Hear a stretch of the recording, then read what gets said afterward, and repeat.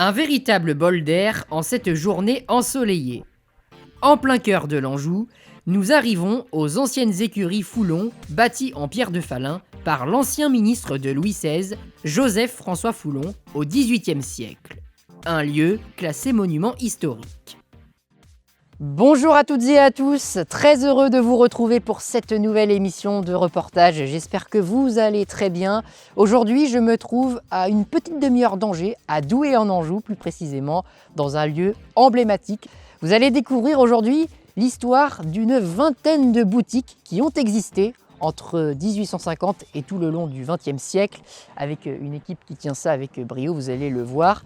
De la mémoire, de l'histoire, donc au service du patrimoine. C'est un peu le credo à chaque fois, à chacune de mes émissions. En tout cas, j'espère que mes précédentes émissions vous ont plu. N'hésitez pas à vous abonner, à partager également. C'est parti, venez visiter ce musée avec moi. Passé de propriétaire en propriétaire depuis 1983, l'esprit est toujours resté le même. Celui du témoignage des commerçants d'antan. Allez, on va retrouver Clément, le directeur du musée. Bonjour Clément. Bonjour. Comment allez-vous? Très bien, oui. Bon, on va visiter ce musée aux anciens commerçants, c'est parti? Très bien, c'est parti. Voici la reconstitution ici d'une pièce de vie d'un ménage français au cours du XXe siècle. De l'emblématique sabotier à l'indispensable boucher du village, de quoi faire remonter quelques souvenirs aux plus anciens. La visite commence à sentir le comptoir du village. La licence 4 nous interpelle avec ses alcools locaux d'Anjou, à consommer avec modération bien évidemment, car la santé n'est jamais vraiment bien loin. Après un saut chez le dentiste, peut-être que vous prendrez un peu d'élixir et de médicaments à base de plantes et de recettes de grand-mère de l'époque. On est dans la pharmacie d'époque. C'est vraiment étonnant parce qu'on trouve de tout.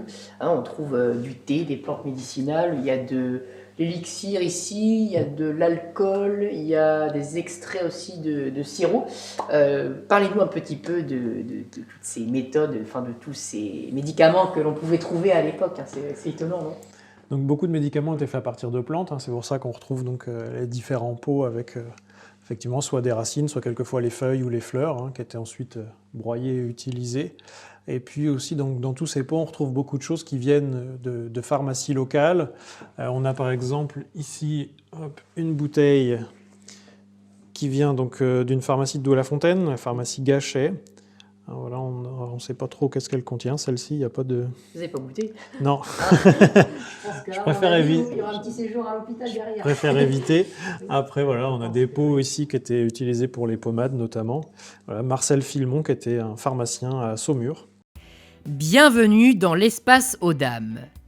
Vous reconnaissez certainement les traditionnelles machines à coudre Singer.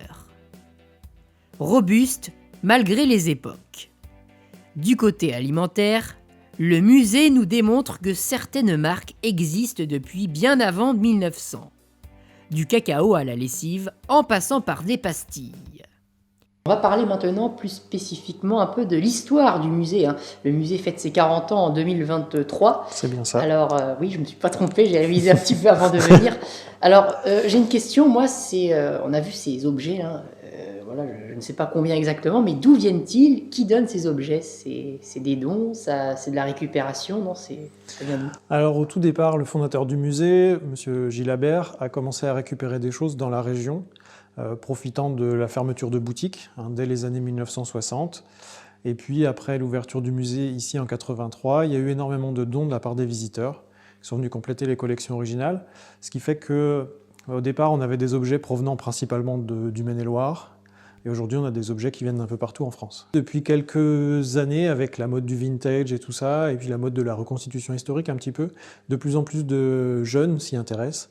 Donc voilà, ça permet de rajeunir, on va dire, les personnes intéressées. Nous continuons d'arpenter le musée, tels des visiteurs avides de curiosité. Par exemple ici, on a une parasolerie. C'est quoi une parasolerie? Alors parasolerie, c'est tout simplement un magasin de fabrication et réparation d'ombrelles et parapluies. Alors ici, on peut rentrer Oui. peut-être dedans. On va voir qu'en fait ici, la majorité de ces objets viennent d'une ancienne boutique qui a existé à la rue Saint-Aubin à Angers, donc au début du XXe siècle. Il me semble qu'elle a ouvert en 1913, c'est ça? Alors est-ce que vous pouvez nous parler un petit peu de ces quelques parapluies que l'on voit ici? Alors, donc il y a énormément de choses. On a par exemple voilà, ici différents types de pommeaux. Donc, ils pouvaient être en os, en ivoire, ou comme ici en bois avec un ornement métallique. On a même des pommeaux à système, comme par exemple ici, le pommeau de cette ombrelle qui est en fait un sifflet. D'accord. J'ai jamais vu ça, hein. Un parapluie à sifflet, ça existait à l'époque. Ici, là, on souffle dedans et Tout ça à fait... fait. D'accord. La dame qui tenait cette boutique jusque dans les années 80 vendait aussi des sacs à main et différents accessoires. Donc voilà, c'est ce qu'on retrouve ici dans l'étagère. Et puis aussi, donc en plus des marchandises, on a aussi tous les outils de fabrication.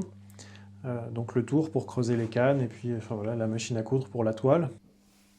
Donc là, on se trouve dans le passage des ateliers où on trouve donc différentes boutiques, boutiques ateliers de fabrication et réparation de différentes choses. On a par exemple ici l'atelier de l'horloger, avec toute une collection de montres, et puis là encore tous les outils sur la table de travail, les différentes pinces, les rouages. Il n'y en a plus beaucoup aujourd'hui des horlogers traditionnels. Horloger, non, Ouais. plus tellement. On a d'ailleurs un peu de soucis, nous, pour faire restaurer nos horloges. Mais oui, il n'y en a plus tellement. Et là, on se trouve au niveau de l'armurerie, c'est ça? C'est tout à fait ça, avec donc, tout ce qu'il faut pour la préparation des cartouches. Vous avez ici tout le nécessaire, avec les dosettes pour la poudre et les plombs, la balance pour peser donc les quantités de poudre. Faut savoir que les chasseurs fabriquaient très souvent eux-mêmes leurs cartouches avant de partir. Les fabriquer eux-mêmes? Souvent, oui. Ah oui. C'est-à-dire qu'en fait, on achetait les tubes en carton, on achetait la bourre, on achetait les plombs, on achetait la poudre, et on préparait ça soi-même. D'accord. C'est ce qu'on voit dans le film La gloire de mon père, D'accord. le film des années Ça 90 rappelle quelques de souvenirs. Marcel Oui. Pagnol. Au rez-de-chaussée, une partie du musée fraîchement rénovée. Nous y croyons. Bienvenue au XXe siècle. Un coin de France d'autrefois, loin du présent. Le concret du concret de la vie quotidienne. La quasi-parfaite conservation de certains jouets d'époque nous étonne. Le tout construit à partir de bois. Par exemple, un jeu d'oie, de trottinette ou encore certains jeux de société que nous apercevons. Qu'il était simple le temps de l'épicerie ou de la droguerie du coin, avec en devanture certains produits de la vie de tous les jours, anciens mais certainement jamais égalés. Vous avez repris le musée depuis combien de temps? Donc ça va faire 5 ans maintenant, puisque donc, la reprise s'est faite au 1er janvier 2018. D'accord. Et comment vous avez repris ce musée? C'est né de quoi? D'une passion? C'est né d'une opportunité à saisir, non? Alors donc c'est effectivement une passion à la base. J'ai toujours été passionné par la petite histoire, la vie quotidienne. Et puis c'est effectivement aussi une opportunité puisque l'ancienne propriétaire du musée, en fait, arrivant à l'âge de la retraite, annonçait qu'elle arrêtait, elle, en fin 2017 et ça correspondait avec la fin de mes études. Pourquoi avoir repris ce musée? Vous avez une passion pour les choses anciennes, pour l'histoire?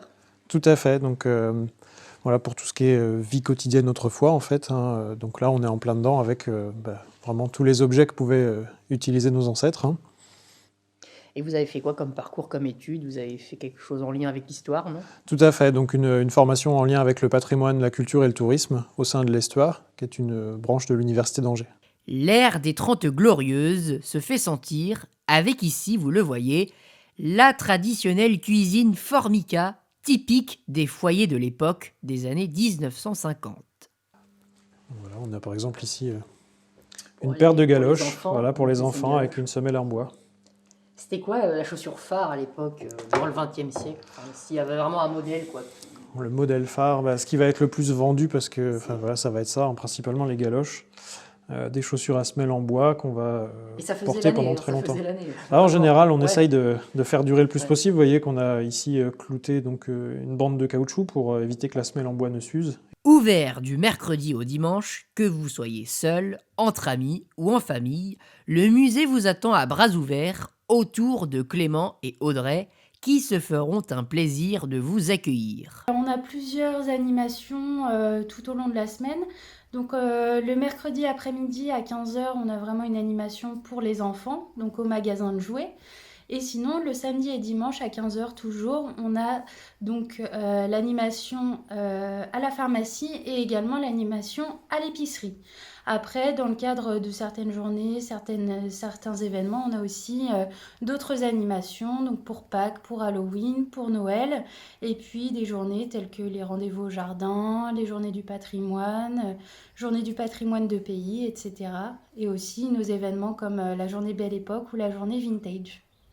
Vous l'avez compris, le musée est ouvert pour vous tout au long de cette année. Je viens de terminer la visite, en tout cas j'espère que vous avez appris plein de choses. C'est très intéressant de voir tout ce patrimoine qui valorise les savoir-faire des commerçants d'antan, à l'époque. En tout cas j'espère que cette vidéo, ce reportage vous a incité à venir voir ce musée ici à Douai en Anjou. C'est pas très loin d'Angers, donc voilà, je vous le recommande fortement. Merci en tout cas encore à l'équipe du musée pour leur accueil chaleureux. Et puis nous, on se retrouve bientôt, bien évidemment, pour une nouvelle émission de reportage. N'hésitez pas à vous abonner, à partager et puis à liker. Je vous dis à bientôt. On se quitte avec les images donc du reportage. À bientôt, au revoir.